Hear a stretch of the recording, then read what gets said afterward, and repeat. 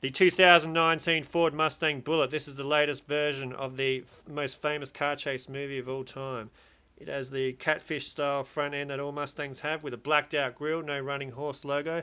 But there is one here in the corner of the headlight, which is a nice little touch I hadn't noticed before. Michelin Pilot Sport 4S tyres on the latest version of Torque Thrust D wheels.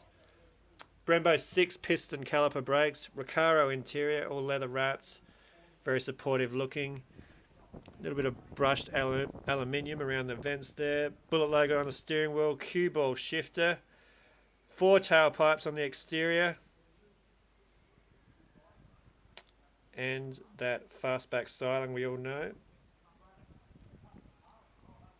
Very aggressive look on the 6 slotted tail lights. Bullitt logo on the fuel cap. And that Highland green paint job, just like the original. Speaking of the original, here it is. It was a 1968 GT390 4-speed car with those older style torque thrust mag wheels. The running horse removed from the grille.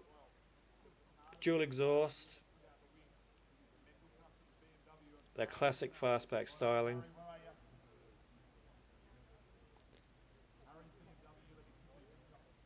All black interior.